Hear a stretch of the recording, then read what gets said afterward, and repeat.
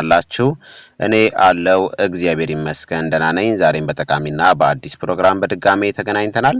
በዛሬው የጤና ፕሮግራማችን ላይ የምንመለከተው ካንሰርን የሚከላከሉ እናም የሚገሉ ጤናማ 12 ምግቦችን በዚህ ቪዲዮ ላይ በስፋት የምነግራችሁ ይሆናል ማለት ነው።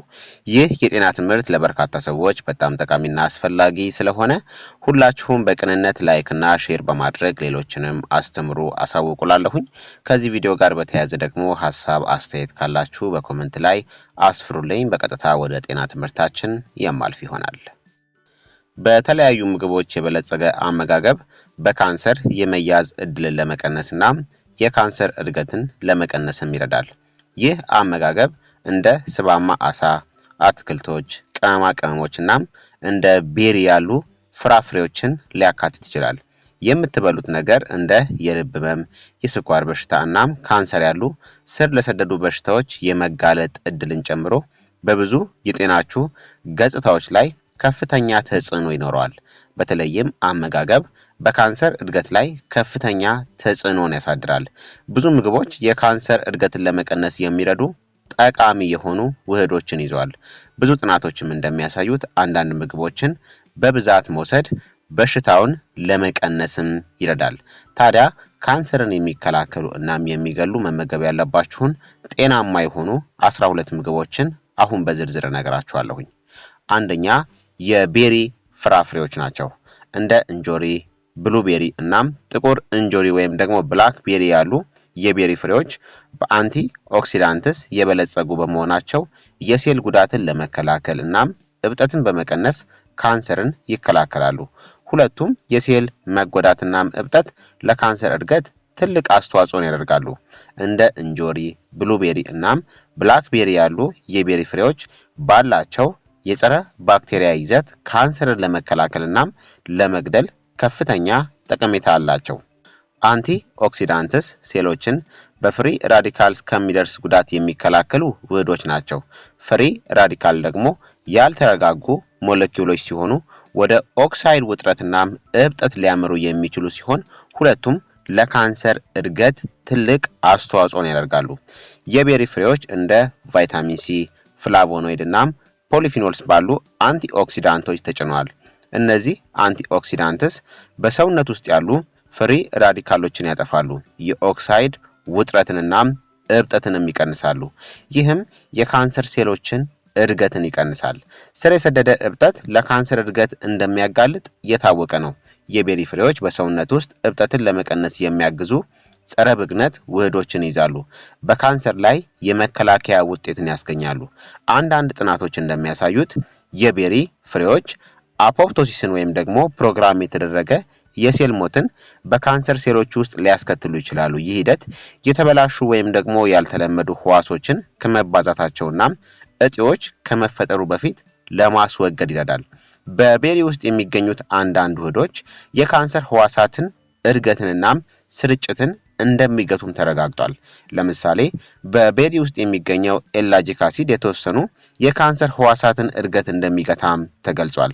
የቤሪ ፍሬዎች በቪታሚኖች፣ በማዕድናትና በፋይቶኬሚካል የበለጸጉ ሲሆን ይህም የሰውነትን በሽታ የመከላከል ስርዓትን ይጨምራል። ጠንካራ የበሽታ መከላከያ ስርዓት ካንሰርን ጨምሮ ያልተለመዱ ሴሎችን ለመለየትና ለማጥፋት ወሳኝ ነው። የቤሪ ፍሬዎች ዲኤንኤን ከጉዳት ለመጠበቅም ይረዳሉ። ይህም ወደ ሚውቴሽንና ለካንሰርም የሚዳርግ ነው። የቤሪ ፍሬዎች የዲኤንኤውን ትክክለኛነት በመጠበቅ የካንሰርን አደጋን ይቀንሳሉ። የተለያዩ የቤሪ ፍሬዎችን በአመጋገባችሁ ውስጥ በመደበኛነት ማካተት እነዚህን የካንሰር መከላከያ ጥቅሞችን ያስገኝላችኋል። ትኩስ፣ የቀዘቀዘ ወይም ደግሞ የደረቁ የቤሪ ፍሬዎችን ወደ ለስላሳዎች፣ ወደ ኦትሜል ወይም ደግሞ ወደ አጃ፣ ወደ እርጎ እናም ወደ ሰላጣ ውስጥ በመክተት የቤሪ ፍሬዎችን መጠቀም ትችላላችሁ። የተመጣጠነ እናም የተለያየ አመጋገብ ከጤናማ የአኗኗር ዘይቤ ጋር በካንሰር መከላከልና አጠቃላይ ደህንነት ላይ ወሳኝ ሚናን ይጫወታል። ሁለተኛ ደግሞ የክሩሲፈረስ አትክልቶች ናቸው። እንደ ብሮኮሊ፣ ጎመን፣ አበባ ጎመንና ብራስልስ ስፕራውት ያሉ አትክልቶች የጸረ ካንሰር ባህሪ እንዳላቸው የተረጋገጡ ውህዶችን ይዛሉ። በቪታሚኖች በማዕድናትና በፋይቶኬሚካል ንጥረ ነገሮች የበለጸጉ ሲሆን ይህም ሰውነትን ለማጽዳትና የካንሰር ህዋሳትን እድገትን ይከላከላል። ሶስተኛ ነጭ ሽንኩርት ነው። ነጭ ሽንኩርት የሰልፈር ውህዶችን ይዟል። የካንሰር ህዋሳትን እድገት እንደሚገታ እናም በካንሰር ህዋሳት ውስጥ የሴል ሞትን እንደሚያበረታታም ይታወቃል። በተጨማሪም የካንሰርን እድገትን ለመቀነስ የሚረዱ ጸረ ብግነት ባህሪያት አሉት። ነጭ ሽንኩርት ካንሰርን ለመከላከል በሚኖረው ሚና የታወቀ ጠንካራ የተፈጥሮ ንጥረ ነገር ነው። ነጭ ሽንኩርት የሰልፈር ውህዶችን ይዟል። በተለይም አሊሲን ለጸረ ካንሰር ባህሪያቱ የታወቀ ነው። ስር የሰደደ እብጠት ከካንሰር እድገት ጋር የተያያዘ ነው። በነጭ ሽንኩርት ውስጥ የሚገኙት የሰልፈር ውህዶች በሰውነት ውስጥ ያለውን እብጠትን ለመቀነስ የሚያግዙ ጸረ ብግነት ባህሪያትም አሏቸው። ይህም የካንሰርን አደጋን ሊቀንስ ይችላል። ነጭ ሽንኩርት ፍሪ ራዲካልን ገለልተኝነት እንዲያደርግ በሚያግዙ አንቲኦክሲዳንትስ የበለጸገ ሲሆን እነዚህም ያልተረጋጉ ሞለኪውሎች ሴሎችን የሚጎዱ እናም ወደ ካንሰር እድገትም ያመራሉ።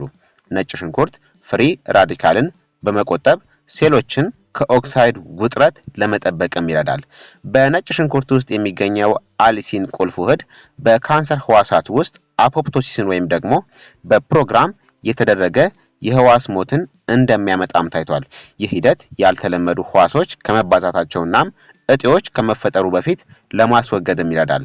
ነጭ ሽንኩርት የካንሰር ህዋሳትን እድገትንና መስፋፋትን እንደሚገታም ጥናቶች ይጠቁማሉ።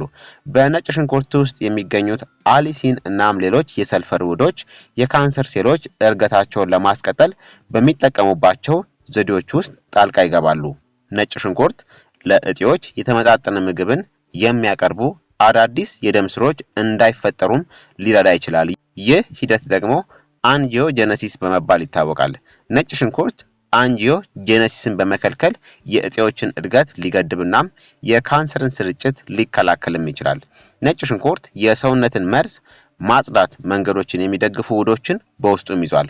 ካርሲኖጅንን እና መርዛማ ንጥረ ነገሮችን ከሰውነትም ያስወግዳል። ይህ የመርዛማ ሂደት በሴሎች ላይ ያለውን ሸክም ሊቀንስና የካንሰርን እድገት አደጋን ይቀንሳል። ነጭ ሽንኩርት በሽታን የመከላከል አቅምን የሚቀይር ተጽዕኖ ስላለው የካንሰር ህዋሶችን በመለየትና ለማስወገድ ሚና የሚጫወቱትን የበሽታ ተከላካይ ህዋሳት እንቅስቃሴን ያሳድጋል። የተጠናከረ የበሽታ መቋቋም ስርዓት ካንሰርን ለመከላከል በጣም አስፈላጊ ነው።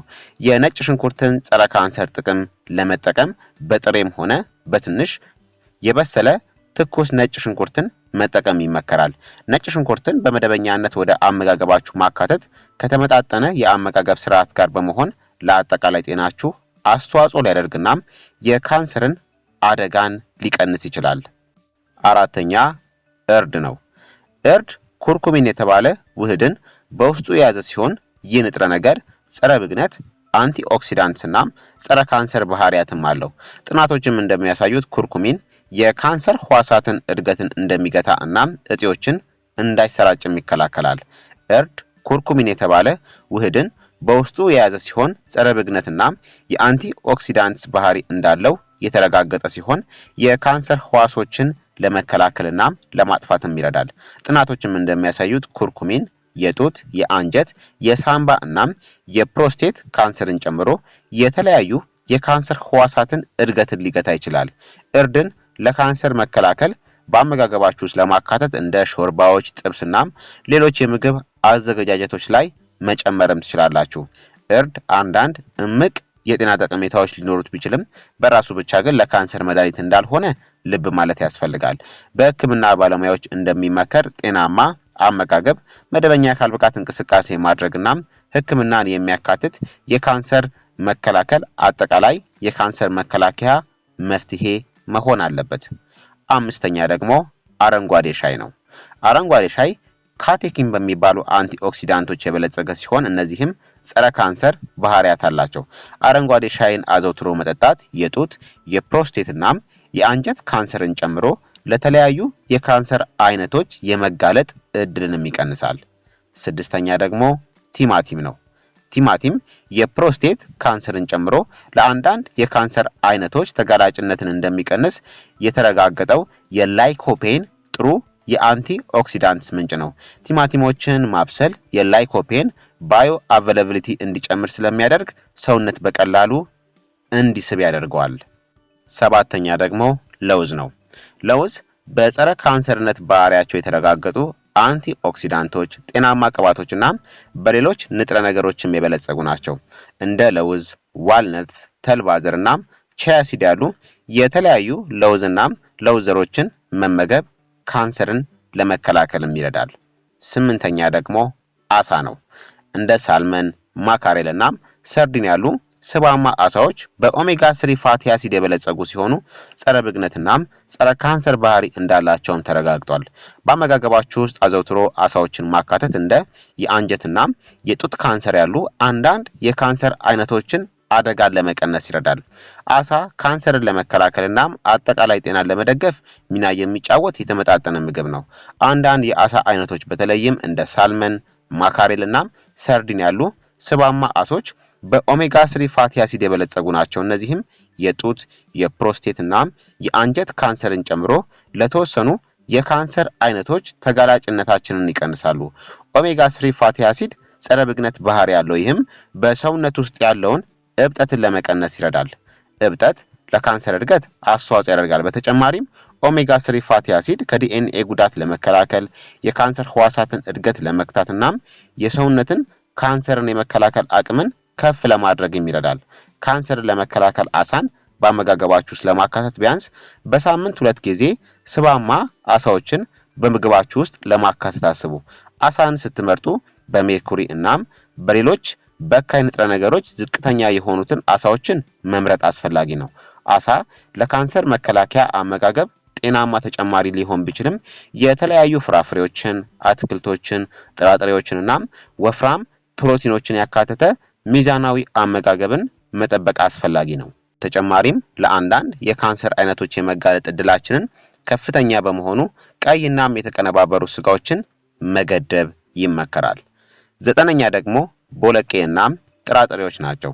ቦለቄ እናም ጥራጥሬዎች ምርጥ የፋይበር፣ የፕሮቲን፣ የቪታሚኖች እናም የማዕድናት ምንጮች ሲሆኑ ሁሉም ለአጠቃላይ ጤና እናም ካንሰርን ለመከላከል ጠቃሚ ናቸው። በተጨማሪም የጸረ ነቀርሳ ባህሪያት እንዳላቸው የተረጋገጡ ፋይቶ ኬሚካሎችን ይዛሉ። አስረኛ ደግሞ ጥቁር ቅጠል ያላቸው አረንጓዴ አትክልቶች ናቸው። እንደ ስፒናች፣ ጎመንናም ቆስጣ ያሉ ጥቁር ቅጠል ያላቸው አረንጓዴ አትክልቶች በአንቲ ኦክሲዳንትስ፣ በቫይታሚኖችና በማዕድናት የበለጸጉ ሲሆን ይህም ካንሰርን ለመከላከልና አጠቃላይ ጤናንም ያበረታታል። በተጨማሪም ክሎሮፊልን ይዘዋል። ይህም የመርዛማነትና የጸረ ነቀርሳ ባህሪያትም አለው።